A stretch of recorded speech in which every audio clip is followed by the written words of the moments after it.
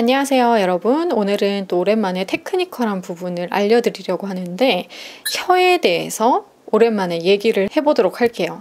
이 혀 같은 경우는 발음에서 굉장히 중요한 역할을 하고 발성적으로도 굉장히 중요한 역할을 합니다. 사실 발음과 발성은 떨어질 수가 없어서 발음의 기능을 높이는 것만으로도 굉장히 발성적으로 도움이 크게 되거든요. 그래서 발음의 기능을 올려주는데 너무 중요한 역할을 하는 이 혀를 통해서 우리가 훈련을 제대로 하다 보면 결론적으로 발성도 굉장히 좋아지게 됩니다. 그래서 이 혀 훈련을 어떻게 하면 좋은지를 한번 얘기해 보도록 할게요. 자, 일단은 검열을 좀 해봐야 돼요. 나의 리을 발음의 상태는 어떠한지, 나의 니은의 또 상태는 어떠한지. 보통 이제 이 혀의 기능이 떨어졌다라고 했을 때 리을 발음과 니은 발음이 가장 먼저 고장이 납니다.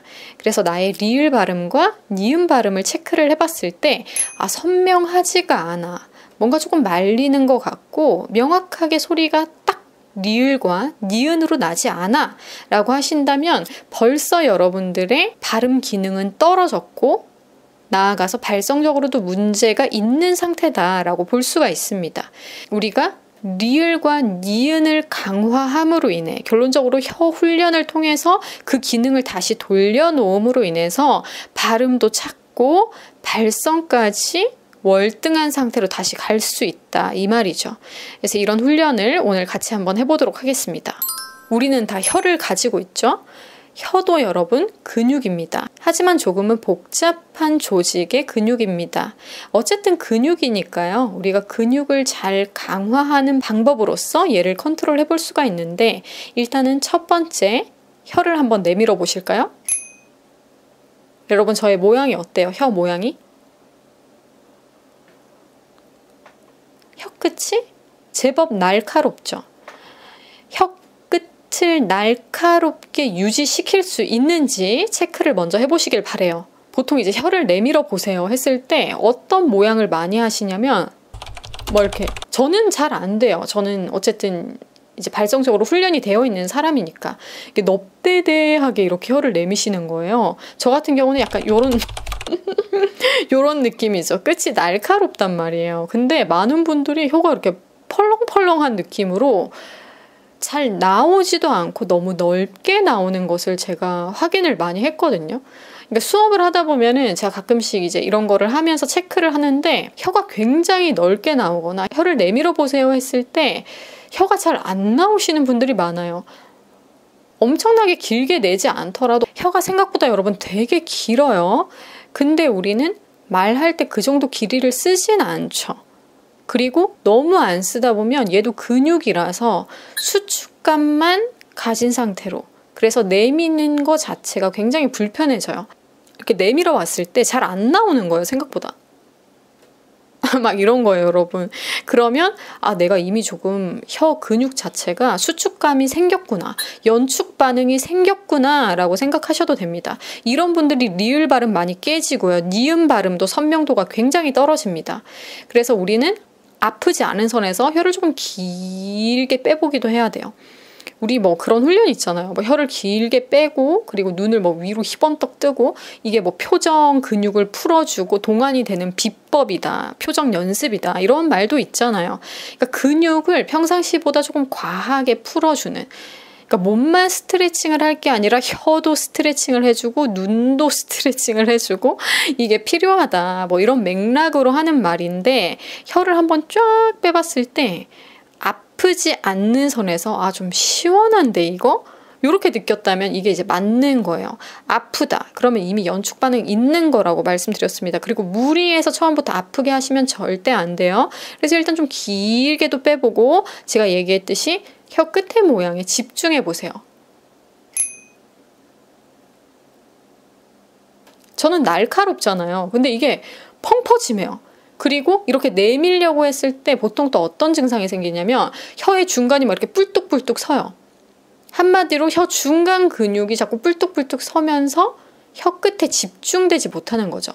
혀 혀끝 근육에 집중을 해야지 리을과 니은 발음이 선명해지면서 발음의 퀄리티가 전체적으로 다 좋아지고 그에 따라 발성의 포지션이 앞쪽으로 더 빠져나오게 되면서 플러스로 비강까지도 연결이 되면서 굉장히 발성적으로 뛰어난 상태로 갈 수가 있습니다.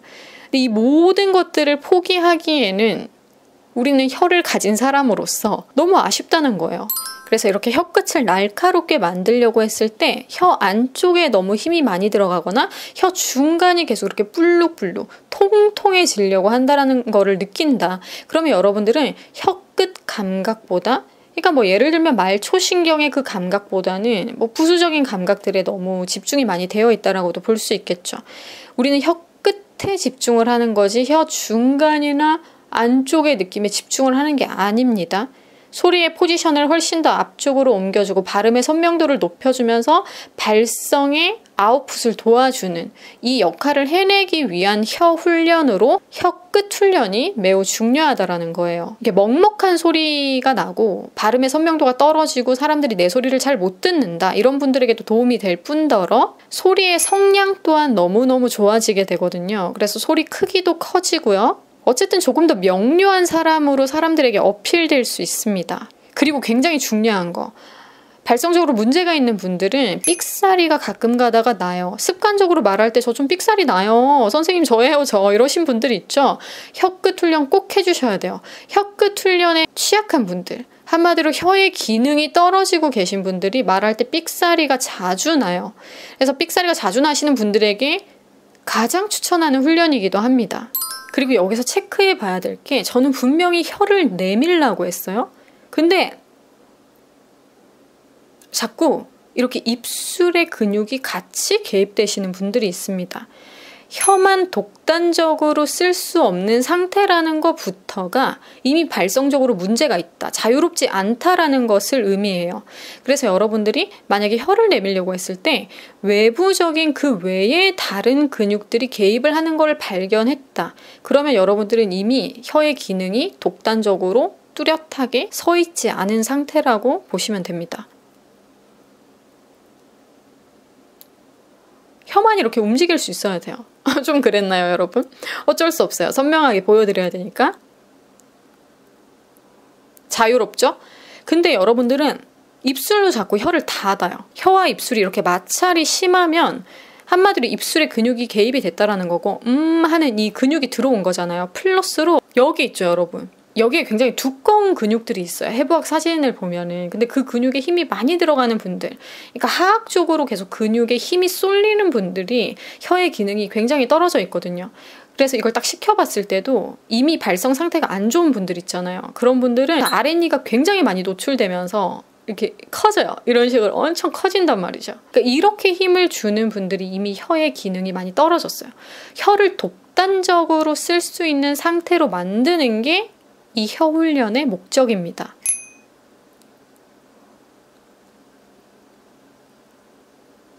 뭐 위아래도 살짝 움직이기도 했죠. 혀를 내밀었을 때 눈 깜빡임이 파르르 일어나진 않는지도 동영상 촬영 꼭 해보시고요, 여러분.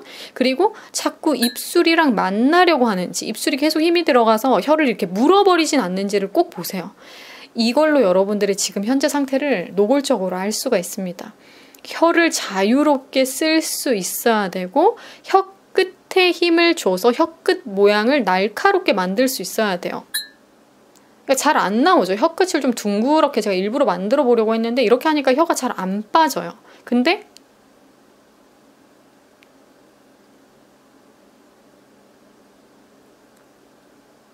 혀 끝을 날카롭게 하려고 하니까 확실히 혀 길이가 조금 더 길게 빠져나오죠. 혀 끝으로 쏠리는 힘, 혀 끝으로 가는 방향성으로의 근육의 힘이 강화가 돼야지 리을과 니은이 선명해지면서 발음의 포지션이 좋아지고 그에 따라 발성도 아웃풋되는 그 포지션이 좋아진다 이거예요. 발성에서 선명도를 높이고 싶다, 삑사리를 극복하고 싶다, 내 목소리가 조금 더 명료하게 들렸으면 좋겠다, 이 모든 니즈를 충족해 주는 게 바로 이 혀 끝 근육 강화 훈련이에요. 전 이거를 한 10년 전부터 가르쳐 왔습니다. 저는 이걸 좀 감각적으로 스스로 알고 있었어요. 이게 굉장히 중요하다라는 거. 저 또한 이제 조금 긴장을 했을 때나 소리가 조금 말려 들어가는 것 같은데 할 때는 일부러 혀를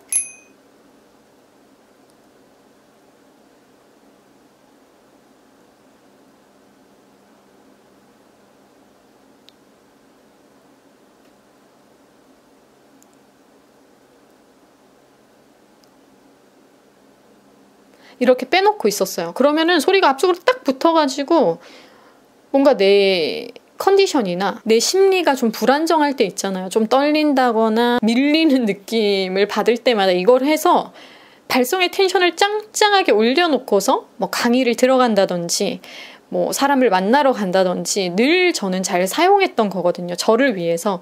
그래서 여러분들에게도 이거는 꼭 나눠드리고 싶었던 포인트라서 오늘 한번 얘기를 해봅니다. 이걸 통해서 소리의 포지션이 좋아지다 보니까 알아서 우리가 많이 탐내하는 거 있죠. 저는 이제 비강을 알아서 잘 쓰고 있지만 많은 분들이 저의 목소리에서 부러워하는 부분이 바로 이거예요. 비강 공명을 잘 쓴다라는 거.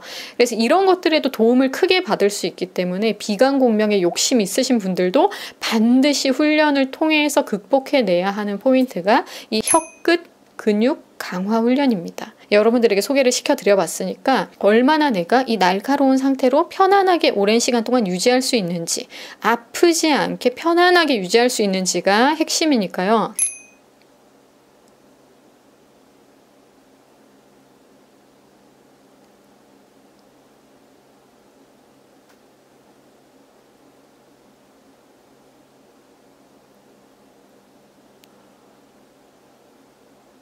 전 이렇게 해도 하나도 안 아파요. 더 할 수 있거든요. 여러분 만약에 이만큼 안 되는 거예요. 선생님 저 3초만 해도 너무 아픈데요. 5초도 못 견디겠어요. 너무 아파요 하신다면 혀 근육이 너무 지금 훈련이 안 되어 있고 퇴화되고 연축 반응이 이미 수축 반응이 있다라는 거예요.